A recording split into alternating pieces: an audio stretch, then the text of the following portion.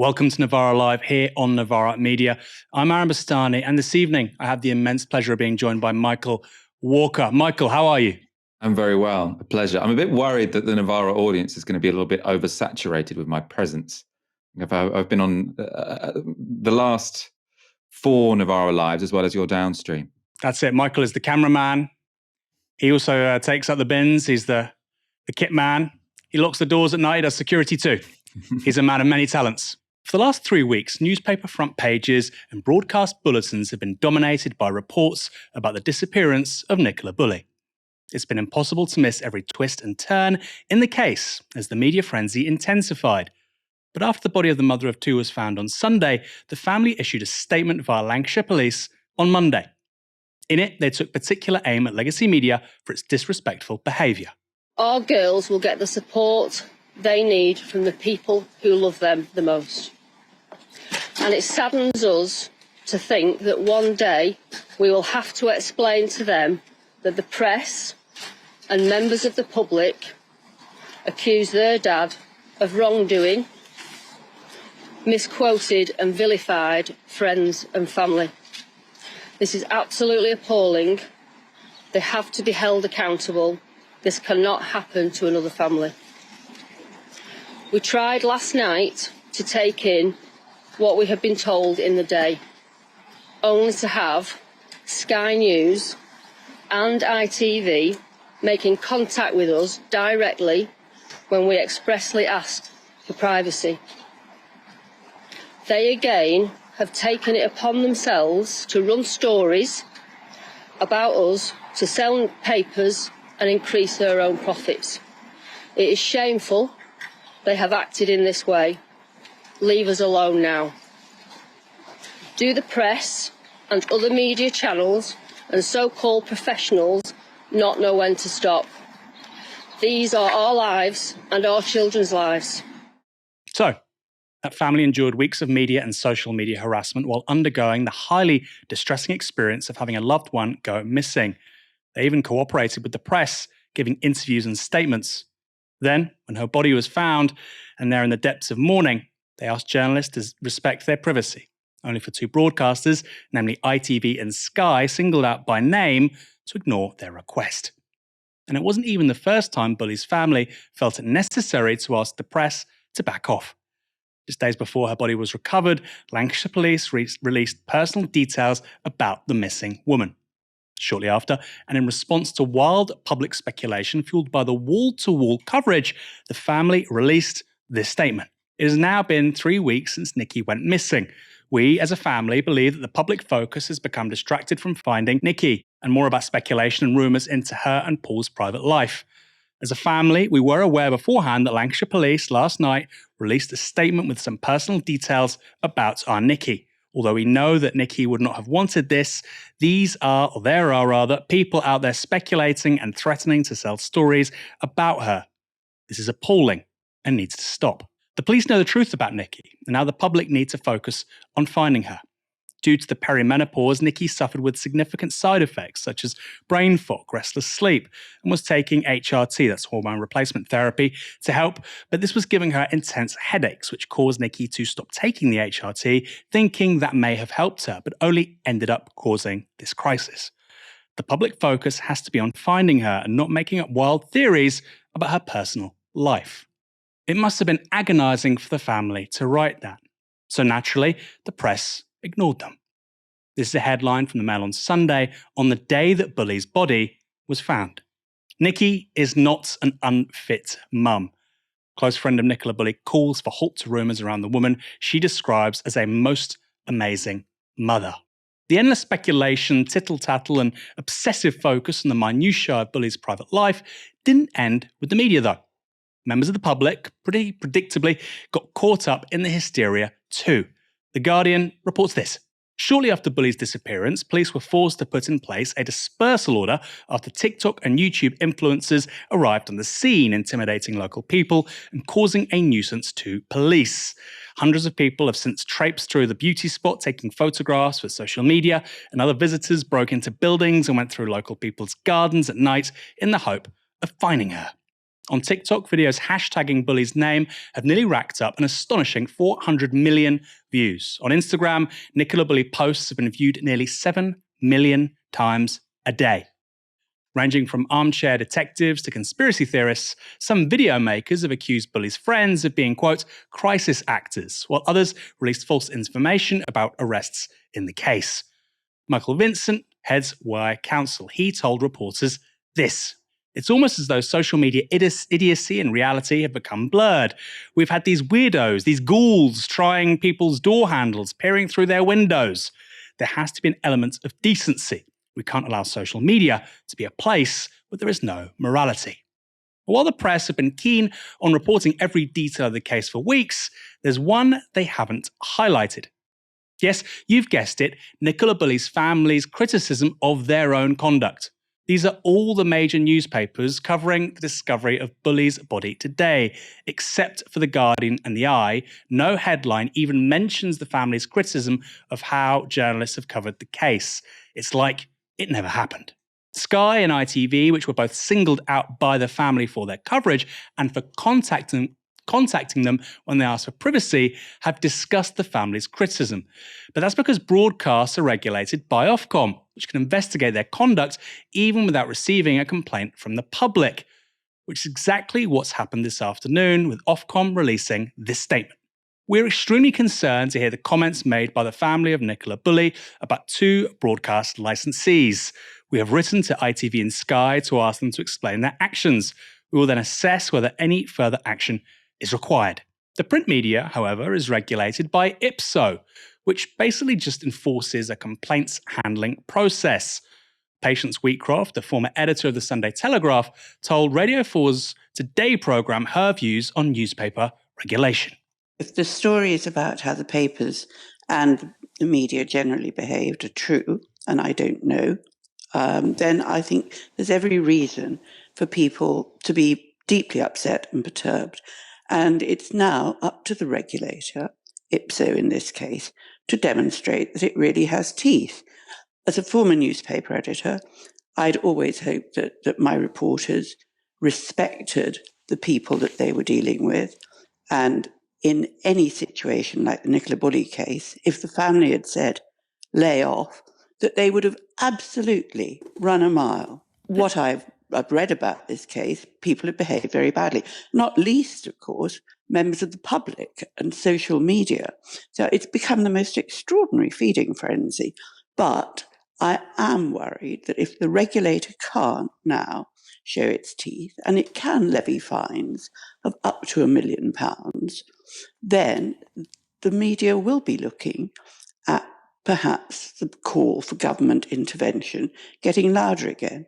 And that, I must say, Michelle, would really frighten me, because if ever we've needed a free press, it's when you're living through a time with a government which is challenging human rights to the extent it is and trying to bring in the most draconian laws.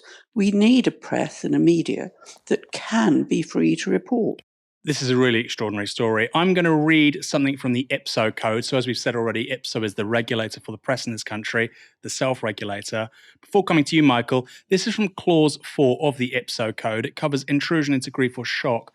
In cases involving personal grief or shock, clearly this covers that, inquiries and approaches must be made with sympathy and discretion, and publication handled sensitively. Clearly, we've seen to a significant extent that being ignored. The point is, there aren't really any consequences. Michael, what do you make of all of this?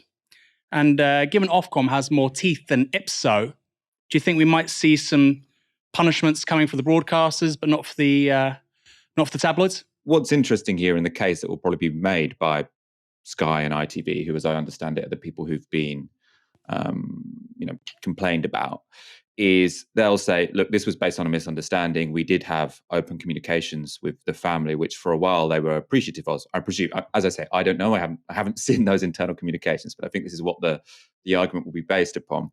Because I think the complexity here is that when there is a missing person, often the family quite reasonably and understandably wants to raise the profile of that, because they think the more people talking about the missing person, the more people there will be looking for that missing person. So there is, in a way, sort of a mutually beneficial relationship but I mean, beneficial is potentially making it seem a little bit less traumatic than this all is. But there is a reason for which people who have a missing loved one want the press to be talking about this, right? And then that relationship gets out of control, and then you have the media who think, well, you've been talking to us for this long about it. We can't then hide details we think are useful for our readers to know, given that you've spoken to us beforehand. So I think, I don't think we need to have more sympathy than necessary for the broadcasters and the newspapers, but I think that's probably partly what's gone on here. I mean, also you have the person who I kept seeing pop up in the media was the diver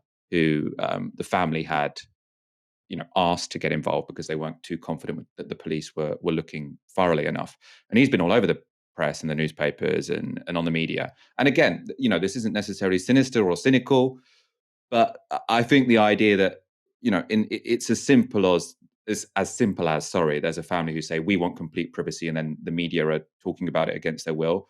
That's not quite the case often in these situations, because very understandably the family want that media attention. Of course, once they've found out tragically that their loved one has passed away, there's no point in having that media speculation anymore, because the purpose they served you no longer, there's no use to them being involved anymore. So they're going to want silence, basically, as soon as she's discovered dead. But the media are thinking, well, we've covered this for the last 3 weeks. Of course, we're going to report properly on it when this has happened. So, I mean, were some calls made which shouldn't have been made? That seems to be the allegation here, more than what was actually printed. It was sort of that there was this outreach for comment when they didn't want anyone to be contacting them. I imagine it's going to be the circumstances in which those calls or emails were made, as much as what was ever published about this. And there's the issue around social media too. I mean, I talked about the number of people that are viewing content on TikTok in particular, which was just astonishing for me. You and I are a bit older than the sort of target audience for TikTok, but a lot of these digital sleuths were going through footage and CCTV, and then some people were even going from the online world to the offline world, actually going up to crime scenes and whatnot. Legacy media loves to bash social media. If you had to make a judgment call here as to what's more harmful to the body politic and actually for getting to the heart of these kinds of problems, solving crime. I know you're not a policeman, Michael. I know you have no ambitions to be a policeman, but you're somebody who works in the media. You've seen legacy media, you've seen social media and the interface between them. What out of those two do you think is perhaps more harmful and obstructs investigations like this? In terms of which is more harmful and which does more obstruction, it's probably difficult to, tot them up and see which one is bigger. I mean, I think in both cases, you're going to have very different people to blame, right? So when it comes to the media, if they are, when they've been expressly not asked to, contacting the family, then that does seem unacceptable. And also, these are professionals. They have a lot of agency here. We should be able to hold them to account, right? So that seems like a problem where there doesn't need to be one. If you just sort of demanded that the media be a bit more respectful than they might currently be being to a family who've just suffered a tragedy, then that seems resolvable. I suppose the issue with social media is that even if it is more harmful, what do we do about it? It is much more complicated. So I can see why you would go for the low-hanging fruit and try and get the media to act properly before you go after social media. I mean, at the same time, what would they do? Would they get TikTok to take down videos of people playing private detective? I mean, is it potentially also the case that there are examples of people playing private detective and actually helping find a missing person, and then the family being appreciative? As I say, I'm not an aficionado of true crime podcasts, so I don't really move in all of these spaces. But I can see how there is complexity here, and how someone could potentially make the case for there being at least some involvement of social media in these things. Although I have heard the police and journalists who work on this say that's never how things are solved. And to be honest, it is just noise and unnecessary, which I also think is very plausible. I mean, I suppose if everyone just acts with some sensitivity, this wouldn't be the case. But then that's kind of wishing for utopia, isn't it? Kate Forbes is Scotland's finance minister. The 32-year-old is highly respected amongst her Hollywood peers, and she appeared to be a front-runner to succeed Nicola Sturgeon as Scottish First Minister. This is how she launched her campaign on Monday afternoon. Friends in the SNP, our nation and our movement are at a major crossroads. The choices that we make in the next few weeks will have a profound impact on our future and on our children's future. I can't sit back and watch our nation thwarted on the road to self-determination. Our small, independent neighbours enjoy wealthier, fairer and greener societies, and so should we. We urgently need to unleash the full talent of the SNP, the wider Yes movement and the country at large. We need to choose strong, competent leadership to deliver independence, the leadership that I can offer. I believe we need someone who can unite our party and our movement. I'm a unifier. I'll reach out and listen so that every member feels valued and able to contribute. That's also important if we're to persuade others of the merits of independence. But right now we also need somebody with a grip on our economy and our finances. In the throes of a cost of living crisis and the need to plan for independence, my years managing Scotland's budget and economy have given me the experience that we need to do just that. More than anything, we need a leader who's bold, brave and energised, fresh-faced and ready for new challenges. Somebody who inspires your confidence as an SNP member and who inspires the confidence of the people of Scotland to vote for a better future. I am that leader, and I want to lead our party into better days with integrity and commitment for the sake of your children and my children. Thank you. And that's a polished and professional campaign video designed to inspire confidence and optimism in its audience. And it worked. Not long after announcing her bid, several top SNP figures came forward to endorse Forbes for leader. But it would be just a matter of hours before the wheels came spinning off when Forbes said this. Marriage being between a man and a woman, that is what I practice. But I will not roll back on any rights that already exist in Scotland. If you were about at the time where you were able to legislate on this, that's been and gone now, but you would have voted against that then because of your beliefs. I would have. And I think the example that's worth talking about here is Angela Merkel. Under Angela Merkel's leadership, she held a vote on same-sex marriage. She implemented the results of that vote to introduce the legal right to equal marriage, but she voted in line with her conscience. That's a candidate for Scottish First Minister, suggesting that she doesn't believe that same-sex marriages are real marriages. But that wasn't enough for Forbes. She then went on to give this interview to Sky News. Is it correct for people to have children before marriage? It's entirely up to them. What's your view? Is it correct for children, for people across Scotland to have children outside of marriage? It's not. It's something that I would seek to avoid for me personally, but it doesn't fuss me, doesn't put me up or down the choices that other people make. Is it right or is it right or is it wrong in your view? In terms of my faith would say that children. Well, it says sex is for marriage. And that's the approach that I would practice. But so is it, in your view, wrong then for people to have children outside of marriage? That's your view, isn't it? I mean, you're asking me, would I impose my views on other people? Ultimately, that's what you're asking. No, I'm just asking what your view is. So, is that correct? You know, in terms of me personally, that is the approach I would practice. But I'm just asking you, you think it's wrong? Well, I think for me, it would be wrong according to my faith. Sex and children, ideally just for married people. Presumably given the first interview straight married people. Then, in a different interview with ITV News, Forbes was asked about conversion therapies.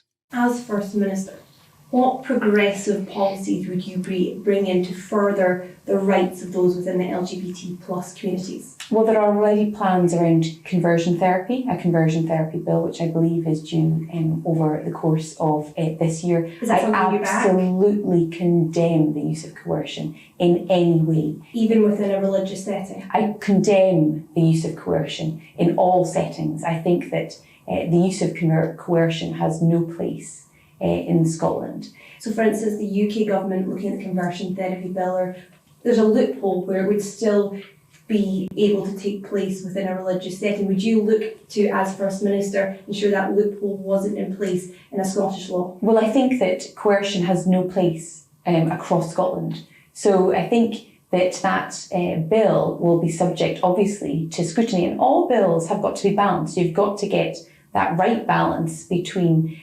permitting some freedom of speech, obviously, and at the same time ensuring that it's robust enough to outlaw coercion. Now, why is she answering a question about conversion therapy in terms of coercion? One reason is that she may approve of conversion therapies where the victim volunteers, which is actually what happens in most cases. The point of banning conversion therapies is that they're damaging, dangerous, and ineffective, even when a person puts themselves forward. A frontal lobotomy isn't good for you either, and frankly, nobody cares if you volunteer. It's still a very bad idea. The backlash to these interviews came fast. Claire Hoy is Scottish Minister of Children and Young People. She had backed Forbes for, quote, skills, knowledge, experience. Hoy later posted this on social media. I absolutely and completely support equal marriage. I'm unequivocal on this issue. I cannot continue to support Kate's leadership campaign. And Scottish Minister for Public Finance, Tom Arthur, posted this. Equal marriage is amongst our Parliament's greatest achievements, and one that I would have been proud to vote for had I been an MSP when it was passed. Consequently, I am unable to continue to support Kate's campaign. Other SNP parliamentarians who back Forbes, or did back Forbes, including Pete Wishart, Hannah Bardell and Gillian Martin, have now withdrawn their support. In response, Kate Forbes said this to Times Radio. In this country, equal marriage is a legal right. And I am a servant of democracy. I am not a dictator. I respect and defend that democratic choice to the hilt. That choice was almost a decade ago in the making. I was certainly not in frontline politics. But what I've said is that in the same way that I would defend to the hilt your right in a pluralistic and tolerant society to live and to love free of harassment and fear, in the same way I would hope that people of faith could be afforded the right to practice mainstream religious teachings about marriage. In fact, those teachings are pretty common across the main religions of Islam, Christianity, Judaism, and so on. So if we're saying that public office, or at least high public office, is barred to people of a particular faith, or people who have a faith but can leave that faith as it were, or strip elements off that faith, then it is getting into dangerous territory. And ultimately, this is a question of what does a pluralistic, tolerant society look like?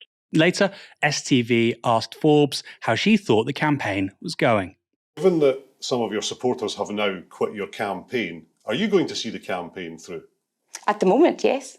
At the moment, yes? Yes, I'm committed to giving that choice to the SNP voters. But even just saying at the moment, yes, does that mean at some point you may consider your position, just pull out?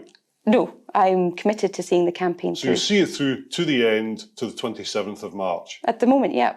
At the moment, Michael. What struck me most actually with Forbes is she started this thing as the favourite, particularly once Angus Robertson pulled out, but she seems extraordinarily lightweight. Didn't any of her supporters think this might be quite a big deal? Yes. I'm hoping that because I'm one of the affected minority communities, the audience will forgive me from finding all of this just quite entertaining. I mean, it's such a complete car crash, and how she thought she would get away with this, I don't know. And I suppose it's worth unpicking some of her arguments. So in that in the interview about sex before marriage, she said, are you asking me if I would impose my views on other people? She was sort of getting quite aggressive. You're saying it's fine for me to practice. You're trying to make out that me saying I wouldn't practice sex before marriage is me saying I want to impose it on other people. Now, that would be a reasonable argument if she hadn't also said she would vote against gay marriage, because it's fine if she doesn't want to enter into a gay marriage. Fine, but if you are voting against it, yes, you are imposing your views and your way of life onto other people. Like, it's quite simple. It's completely bizarre. It's completely lightweight. Again, I condemn the use of coercion. I think what was just clear from that, and also from the Angela Merkel line, right, is that she's sort of sat in a room with some PR people and her advisors, and they've sort of come up, no, it'll be fine. We'll just say Angela Merkel did this. People like Angela Merkel. We'll just say Angela Merkel did this, and it'll be completely fine. With the conversion therapy, she clearly, my interpretation of that interview is she doesn't have too much of an issue with coercion therapy or the idea of trying to help someone to stop being gay. I mean, the inference of her previous statements is she doesn't think men should have sex with men or women should have sex with women, because if they can't get married and they can't have sex before they get married, that's not going to be a great life. So, I mean, if that were the case, I'd seek conversion. if I wasn't able to pursue any kind of romantic relationship, right? So it seems again that was this holding position that her PR person had told her would suffice, and obviously none of it was going to suffice. And I suppose on the serious issue here, because there have been some pretty terrible takes on social media about this idea that we're saying, I mean, obviously she repeated it, but I've seen people sort of agree with it, essentially saying it's very illiberal if we are essentially barring people from public life if they have fairly mainstream religious beliefs. And I think that would be a problem, right? If it were to be the case that, say, Kate Forbes was excluded from the SNP for having those beliefs, I would think that would be completely unwarranted. Don't really have a particular issue with her being Scotland's finance minister with those views. I don't think this should be dealt with in a sort of, by expelling people or by coercing people not to say things or by censoring people. But what's going on right now is that there is a democratic leadership election. She's standing to be leader of a fairly liberal party, and she has a bunch of very liberal views. And they're not just personal views, because she says this would affect how she votes, right? So she does want to impose her views on other people. And she doesn't think that should be taken into account when SNP members vote one way or the other. It's completely incoherent. No, people with religious views like Kate Forbes should be allowed to stand for Parliament. They should be allowed to stand to be First Minister of Scotland. But people are going to take into account how you vote, right? And this affects how you vote. So, of course, it's going to be an issue. And it just seems to me that if they couldn't see that coming, like, whoa. I read loads of articles, when Nicola Sturgeon then resigned, of people saying she's the competent one. She just exudes competence. Everyone who meets her is incredibly impressed with her. Like, if that's the case, I mean, she's clearly not. She's a lightweight politician. And I mean, she just doesn't seem very bright from those interviews, quite frankly. The thing about her that really captured my imagination was this felt to me like a kind of late New Labour politician. You had lots of these kinds of characters towards the sort of fag end of the New Labour years, 2007, 8, 9. People like James Pennell and whatnot, incredibly lightweight. And the second they were posed the remotest challenge on either a sort of media or political level, they just kind of folded. Another example here is Owen Smith. I mean, I know that's when Labour in opposition, but a similar phenomenon. We've talked about her views on LGBT rights. I mean, it's important to say she's not saying, well, look, let's not get into the ambiguity here. Frankly, it's absurd. One thing actually I do want to say, Michael, to what you said there, look, the SNP claimed to be a liberal party. People say, it's outrageous. She should be allowed to contend for a leadership position. Yes, in a socially conservative party. Fine. If the Scottish Conservative Party is saying we believe in conservative values, etc., etc., etc., then go run for their leadership. But you don't get to run for the leadership of a party which claims to be pro-liberal. It doesn't make sense. And they said, oh, how dare you hold my potential voting record against me as a politician? Like, well, what else do you want to be judged by? It's not just gay people, Michael, and people who are being subject to conversion therapy. It's also people like myself, Michael. I just want to get this clear. She's opposed to people born outside of wedlock. And I thought actually her response to that was particularly instructive, because I was born outside of wedlock. My mother raised me really as a single mum.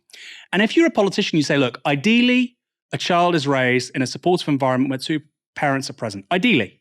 Long-term relationship, or they're married. That can't always happen, and there are loads of single parents out there doing an amazing job. I think that's true, by the way. And I think that's a very smart political answer, but she couldn't even say that, right? Which I found really, really striking. And there's been this idea, and I've peddled it. I believe it. I still believe it, despite Kate Forbes, in recent years, that the sort of most talented politicians we're getting right now in the UK are at the periphery. So you see Mark Drakeford at the Cardiff Senedd. You see even something like, the Scottish Conservative leader previously, or Alex Salmond, or Nicola Sturgeon, this idea that actually the most talented politicians were being forged outside Westminster. Do you think Kate Forbes means we have to revisit that hypothesis? Well, I mean, she's not going to win, right? So, I mean, if you think of, in Westminster politics, Liz Truss stood to be the leader of the governing party, and she actually won, right? Kate Forbes is standing to be the First Minister of Scotland, and she's going to lose, right? I mean, maybe someone's going to clip this and I'm going to look like an idiot when this race ends. But I mean, I would bet quite a lot of money on Kate Forbes losing this race, because she is standing in a relatively liberal party with some incredibly liberal positions. I find the whole thing, a little bit entertaining. I mean,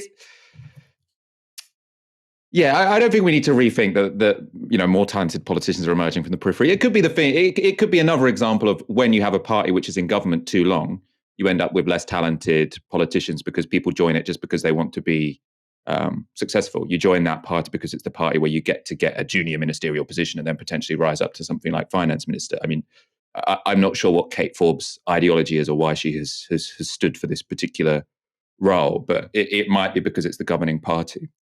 So there's one final thing worth mentioning on this. Like, the stupidest takes I've seen on this are basically trying to feed into, it's essentially kind of a racist narrative, which is to say Christians are persecuted. They wouldn't do this if it was a Muslim candidate. So loads of people say this, right?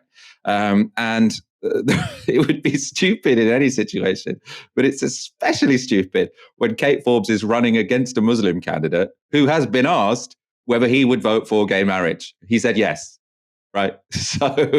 So if she was a Muslim, she would also be being asked these questions, and people don't particularly like it when you have politicians who would support, because not voting for gay marriage is supporting the ban on gay marriage, right? So it is an active thing to do. You're supporting the ban on gay people getting married, right? And whatever religion, people now get asked it in politics. I think that's a good thing. And I think it's a good thing that it plays a role in leadership elections, whether or not people would ban gay people getting married. And then we can go through all the other list of very conservative opinions that this woman has. More than 9 out of 10 companies that trialled a 4-day work week are so impressed with the results, they plan to adopt it in the longer term. That's the conclusion of a 6-month study in the UK involving 61 companies. The ambition of campaigners for a 4-day week is for staff to receive 100% of the pay for 80% of the time while delivering the same output as before. And to be clear, not everyone involved in this study is adopting it permanently, at least not yet. But 18 of the 61 companies said they would keep the 4-day week on a permanent basis because of observable benefits. Meanwhile, a further 38 said they were going to continue with the trial. How did the workers themselves feel about the shift? One office worker had this to say to Sky News about the pilot. Weekends can be quite hectic, the 2-day weekend, so it's been quite nice to have that extra day. You see your friends and family on the 2 days when they're also free, and then you get that extra day off during the week just to do all your chores or just to have that time to yourself to relax. So it's really made a big difference to my mental health. We just heard there about improved mental health is backed up by data from the study. 39% of those participating said they were less stressed working 4 days rather than 5. Other stats that stand out from the study include how the number of sick days dropped by around 2/3, while there was a 57% fall in the number of people leaving the companies. The results even found, and I found this astonishing, that company revenue actually went up during the trial. They increased slightly by 1.4% over the trial period and by 35% when compared to the same 6-month period in 2021. Earlier today, I spoke to Jack Kellum from the think tank Autonomy, one of the groups who organised the pilot. I began by asking what people found they valued most about having an extra free day. People found their sleep was better with this extra day off. I think that's a really big thing for people. I think that has a real knock-on effect to fatigue that people feel and the rest of working week, right, by losing out on sleep. So sleep is improved. In terms of balancing sort of caring responsibilities, we often see, particularly a lot of interviews that were done in this study with workers, and I think what comes up, particularly with parents, is that extra time, whether that's just to do their errands with kids, right, running them to school, or to spend more time with them at the end of the day. I think reduced working hours makes a massive difference to people's mental health in that respect as well. So those are two of the really big, I think, findings that we've seen here. But often, the amazing thing about short working hours is it can mean something different to everyone, right? It's freedom to do as you wish and have extra time. There are common themes that come up, like I've said. So for instance, with parents, but people find different options, right? Whether that's taking up hobbies, whether that's just getting like the life admin that gets in the way through the week out of the way on your extra day off. People are able to put it to work as they like. Staff retention is hugely important for businesses, and there was one statistic which said that the number of people leaving these companies fell by 57% during the period of the trial. How important was that as a finding in the study? Yeah, so I think this has been a big shift that we've seen in some of the companies that we've worked with, shifting to a 4-day working week over recent years. So I was obviously the draw of productivity and improved worker well-being has been long-standing. I think particularly in the last 12 months, keeping hold of workers and being more attractive to new workers as well has become one of the top reasons that people are shifting to a shorter working week. And I think sort of going forward, that's going to be one of the real attractions to shorter working hours. And are there any sort of big companies now that you're talking to on the back of this study who might want to adopt it or do trials of their own? Because it's important to say 18 of the 61 companies involved are going to permanently adopt this. 38 are now continuing with the trial, more or less. So is that going to be part of a bigger study with even more businesses coming in? Is this just the beginning of widespread interest from the business sector about a 4-day week? I mean, without going into details, we've definitely had interest from some really big companies around Europe and worldwide in recent months in terms of this transition to shorter working hours. I think this is going to be an increasing trend. It's not going to go away. I think that raises a really important point now for trade unions and other progressive politicians to really sort of get behind and help to shape shorter working hours. This isn't a flash in the pan now. It's been we've seen a growing number of companies make this shift. So it's really important to make sure that this continues to work in the interests of all, right? So it'd be great to see increasing uptake now as more and more companies are getting on board with this, to see trade unions, politicians helping to shape this to make sure that the 4-day working week does work out for everyone. And are there any sectors where this might not work? That really interests me, because people obviously look at big companies like Google or Microsoft or organizations in the public sector, the civil service, and they might say 4-day weeks, that works. Are there any sectors where that's just simply not the case, where it's just dysfunctional? So there are sectors where it certainly requires a different strategy to move to a shorter working week. So whereas many of the companies who were involved in this trial were able to move to shorter working hours for no loss in pay without having to hire additional workers, if you're looking at other sectors which are more sort of human labour intensive, right? So whether that's within care, whether that's within health, education, for instance, in a sense, it's harder, right? But it's just a question of numbers. So you're going to need, in these situations, to hire more staff. But I think within the public sector, education, health, this should still be a desirable goal, right? We know, we've seen a wave of strikes recently from teachers and junior doctors just announced today. Pay is obviously a hugely significant issue for many of these people, but so is workload and working time. And I think putting back shorter working hours on the table for many of these sectors is going to be just as important as the sort of traditional or office-based work, which many of the companies who've moved earlier to a shorter working week. One of the most surprising findings in this whole study for me was the fact that revenue went up. Important to say, only slightly. I think it was 1.2% on the previous 3 months. It was significantly more than that on a year earlier. But of course, there was the aftermath of COVID and whatnot. So what you're saying is then that actually implementing a 4-day week, having the same amount of output for the same amount of pay, but people working less, it's going to work in some sectors, but not necessarily in others.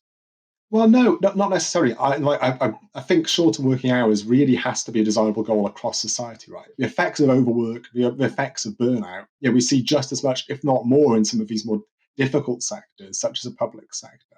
So it's just as important to find strategies to make that transition over there as well. Look, it's going to require investment. It's going to require a greater degree of thinking and strategic planning to make that happen. But there's just as much need and just as much demand for shorter working hours there too.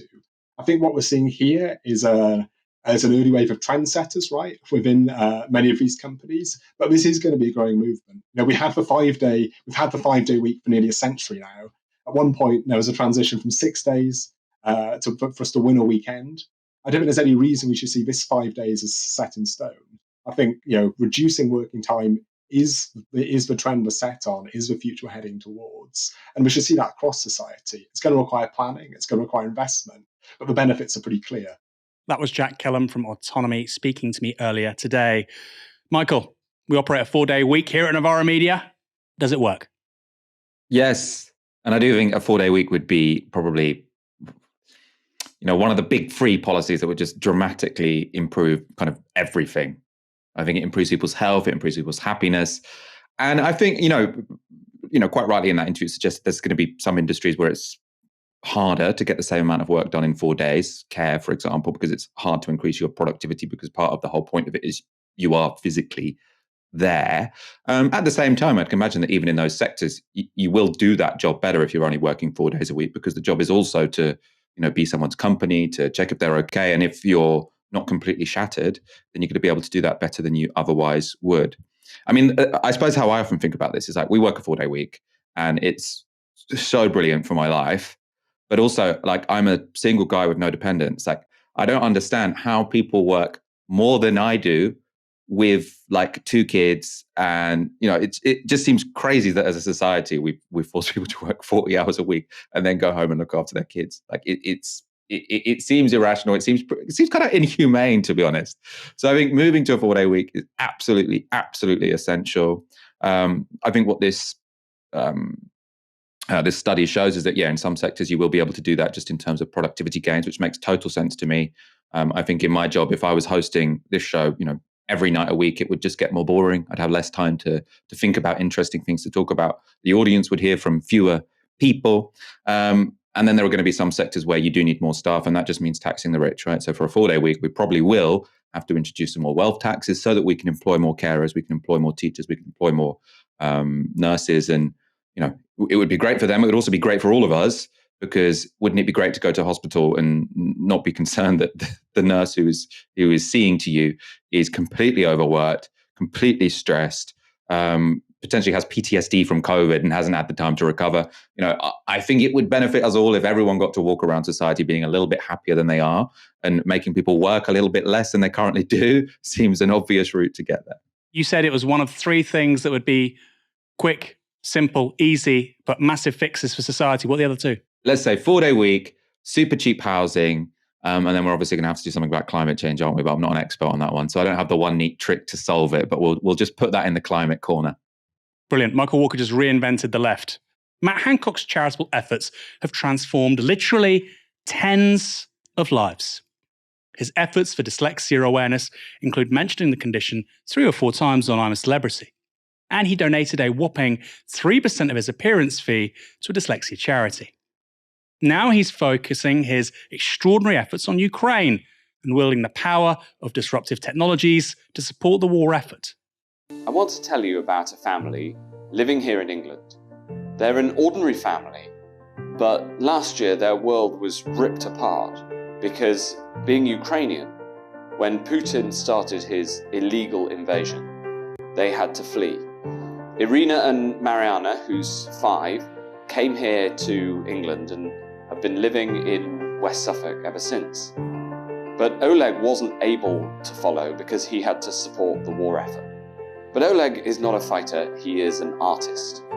He's exhibited right across Ukraine, and now he's managed to come here too, and is going to be exhibiting some of these extraordinary paintings which show landmarks of Ukraine, many of which have since been destroyed by the war. In order to support the war effort and support families like Oleg and Irina and Mariana, they will be launching an NFT with Coinbase in order to raise funds. So please, support those who've been displaced by this horrendous war. Support people like Irina and Oleg and Mariana, and support this NFT and this wonderful Ukrainian art. The man constantly surpasses his own partridgisms. Punters will be able to buy those NFTs from the end of this month. NFTs, non-fungible tokens, are being made by artist Oleg Mishenko, and they'll be sold on the crypto exchange Coinbase. Only one has been made so far, and it's already been claimed by Tom Duff Gordon. He's Coinbase's Vice President of International Policy. Mishenko's wife, Irina Korobkina, and her 5-year-old daughter fled to the UK from Ukraine in April 2022. Mishenko stayed in Ukraine to fight, but joined them later. Financial Times has a little more background on the story. They report this. 7 members of Korobkina's extended family moved into Hancock's $2,200 a month rented constituency house in West Suffolk last April. Mishenko joined them in December, having been discharged from the army for medical reasons. Oleg, Irina, and their daughter moved out of Hancock's house on Friday. The NFT sale was launched the following Monday. So how much of the money is going to charity? The Financial Times goes on to report. Hancock's press spokesman explained that 90% of the sale proceeds would be donated to Care International's UK humanitarian appeal, with 10% going to Moshenko's family. Coinbase will be waiving transaction fees, he said. And for Hancock, a good deed is its own reward. Well, we found that from I'm a Celebrity. Michael, what are your thoughts on this? It seems very strange that you launch a project just several days after you leave the house of the politician promoting the same project. I'm not sure I'd read too much into that. I mean, taking this story on its own, without what else we know about Matt Hancock, I can kind of imagine, it's a bit of an embarrassing project. I mean, obviously, I'm sure the charity's good, but like the NFTs, non-fungible tokens, it's an embarrassing thing. Like, they're ridiculous. But I can imagine you're a politician, you know this family, you feel a bit sorry for them because they're struggling. They've had to flee a war-torn country. They say, Matt, you've got a big profile. Could you advertise this, please? And to be fair to him, in that video, he looks like he is being held at gunpoint.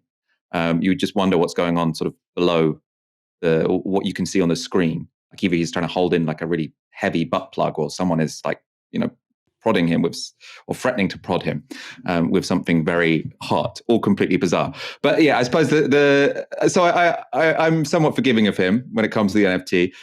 I think the idea that Matt Hancock does a good deed for a good deed's sake is a little bit far-fetched, though, given what we know when it came to I'm a Celebrity, Get Me Out of Here, when he was paid, I think, £300,000 and donated a 5-figure sum to charity, that 5-figure sum being the lowest 5-figure sum one can donate, which was £10,000, but he was very proud of it nonetheless. So I have very little trust in the guy, but I think the idea of, doing a shout out for something which, you feel a bit under pressure to do, I can see how it would have happened. I don't necessarily think there was some sort of deal where Matt Hancock says, look, can you just leave this house? If you leave this house, I promise I will do a social media video where I promote your NFT project. I don't know, is that what we're insinuating? Do we think that there was potentially, this was the terms on which Matt could kick them out of his country home? Look, let's break this down. This is somebody who's not particularly trustworthy, in my opinion. And when it comes to their personal philanthropic efforts, as I'm a Celebrity proved, they're not perhaps as generous as they like to make themselves out. And he is promoting something which ultimately somebody will profit from. And I have no problem, like you say, with the proceeds of going to the artist. The artist created it. I get that. But I do find it strange. I do find it strange that MPs can promote things which somebody will profit from. In this instance, I agree with you. It's entirely fine. But the regulations around it just seem quite strange to me. And, it's probably less perfidious than I'm claiming. I think it's probably just more about maximizing brand Hancock than anything else. But I find it strange. And I find it strange that people like this are not only in politics, but they think this is normal behavior. Again, topic for another show. That's why I like being the number 2 and Michael hosts. Then I get to mouth off. In more serious news, Ukraine related, Joe Biden gave a speech in Poland today, and Vladimir Putin delivered his own address to the Russian people. We'll be covering both those stories and more on this Friday's stream, when it'll be the first anniversary of Russia's invasion of Ukraine. And Michael, what can our guests look forward to on Friday? We have an interview with Anatol Lieven lined up. Very impressive guy. Works at the Quincy Institute. We sort of spoke to him, at around the time of the breakout of the war. So I'm very interested to see what he thinks in terms of how it's developed. Might have a couple other guests sort of lined up towards the end of the week, but he's who we've got locked down, and that will be a very interesting interview. I look forward to not just watching, but being there myself, Michael. And thanks to everyone watching for this evening. Come back to the channel tomorrow night at 6 p.m, where we'll be live once again with Michael Walker hosting. For now, you've been watching Novara Live here on Novara Media. My name is Bastani. Have a wonderful evening and good night.